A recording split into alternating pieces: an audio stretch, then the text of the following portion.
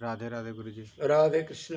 जी। और ये दूसरे का है, ये प्रश्न है, इन्होंने पूछा है कि ये पंच कलेश और पंचकोश क्या है, इनसे पीछा कैसे छुड़ाएं। अच्छा सवाल है, पंच कलेश क्या है, पंचकोश क्या है जो दुखी करते रहे, इनसे कैसे पीछा छूटे। जी। मतलब कैसे ये दुखी ना करें, कि ये सब माया की चीजें हैं ना, जितनी भी बताए ये दुख तो करेंगी जब तक माया नहीं जाएगी। तो अभी सुनो, पंच कलेश, अविद्या, अस्मिता, राग, द्वेष और अभिनिवेश। उसको मृत्यु भी कहते हैं, मृत्यु का भय भी कहते हैं अभिनिवेश को। तो अविद्या क्या है, कोई आदमी बताओ अविद्या क्या है। मैं देह हूँ। ये शाबाश। जी। अविद्या यही है कि आप अपने स्वरूप को भूल करके, भूल जाना। मतलब असल चीज को भूल करके और नकली को अपना मान करके और नकली संबंध मान करके उनके बारे में अपने बारे का दुख अलग और उनका दुख अलग, जिनसे संबंध बना लिया। और 5 इंद्रियां हैं इसी में, फिर शरीर में आँख, कान, नाक, जीभ, त्वचा वगैरह, उनके सुख के लिए फिर निकल जाना रुपए कमाने के लिए। सुबह से शाम तक इसी चक्कर में सुख मिलेगा, ये चीज़ लाऊंगा सुख मिलेगा, मिलता नहीं लेकिन इच्छा नहीं जाती उसकी। तो ये है अविद्या, अपने आप को शरीर मानना। ज्ञान हो जाएगा तो ज्ञान इसके ये कहते हैं कि अपने को शरीर मानना बंद करके पक्का अंदर ये हो जाए मैं आत्मा हूँ और मेरा संबंध सिर्फ परमात्मा से, मतलब श्री कृष्ण से। ये अविद्या।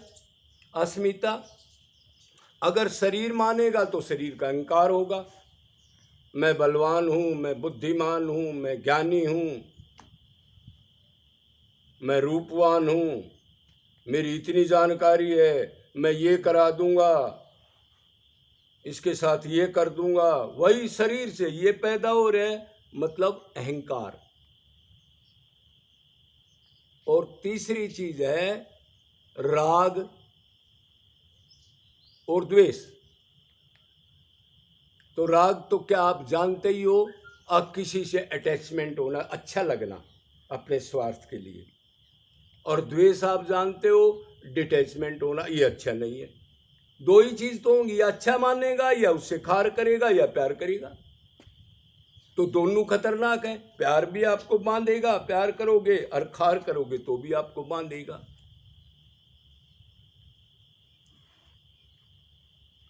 और फिर है अभिनिवेश, मृत्यु का भय, मैं शरीर हूं, मर जाऊंगा और ये सामान छूट जाएगा और पीछे से क्या होगा, ये दिन रात का चिंतन रहता है। अब ये मोटी मोटी बात होगी। अब लेते हैं हम पंचकोश। तो पंचकोश में पहले होता है अन्नमय कोश, फिर प्राणमय कोश, फिर मनमय कोश, फिर विज्ञानमय कोश, फिर आनंदमय कोश। तो पहला आ गया आपका अन्नमय कोश। अन्नमय कोश स्थूल शरीर से कहते हैं, क्यों अन्न के बगैर ये जिंदा नहीं रह सकता। स्थूल शरीर की बात कह रहा हूं मैं। और प्राणमय कोश होता है 5 कर्मेंद्री और 5 प्राण, प्राण, अपान, व्यान, समान, उद्दान। और फिर होता है मन में कोश। अब कर्म इंद्रिय नहीं, 5 ज्ञान इंद्रिय और मन।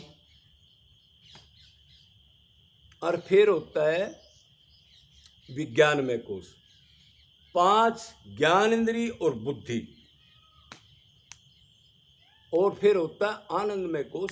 जब आदमी सोता है या और कुछ, तो उस टाइम पर थोड़ा थोड़ा आदमी को मन काम नहीं करता, तो थोड़ा सा आनंद, मतलब आत्मा, मतलब उस जो भगवान का सुख है उसका अरबमा हिस्सा थोड़ा सा गहरी नींद में सब जीवों को मिलता है।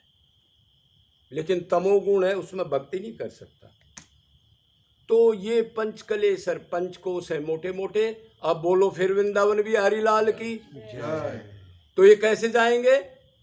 अब फिर सिर्फ भगवान से प्यार करना है, आत्मा मान के, कुछ नहीं करना। वो मतलब भक्ति साधना करने से, और साथ निष्काम सेवा, जीवों में परमात्मा देख करके जो 84 लाख के जीवन पर दया, उन पर सुख देने की इच्छा। मेरी आत्मा ही ये है, कुत्ता है तो मैं ही दुखी हो रहा हूँ, जब ये भाव आ जाए इसमें ही मेरा इष्ट है, तो फिर मूर्ति पूजा की आपको जरूरत नहीं रहती।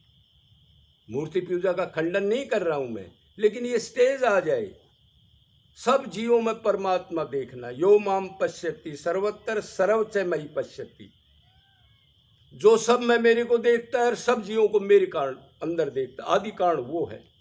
तस्मै ने प्रणश्यामी सच मैंने प्रणश्यति, उससे मैं कभी अलग नहीं होता, वो मेरे से अलग नहीं होता, मैं उसमें रहता हूँ, वो मेरे में रहता है। ठीक है, तो डरने की कोई बात नहीं। ये मनुष्य जन्म बड़ा कीमती है। अभी की बार ही किसी अच्छे संत की तलाश करके उसके अंडर रहकर इस काम को आप कर सकते हो। मनुष्य शरीर कोई छोटी मोटी चीज नहीं है। बोलो वृंदावन बिहारी लाल की जय।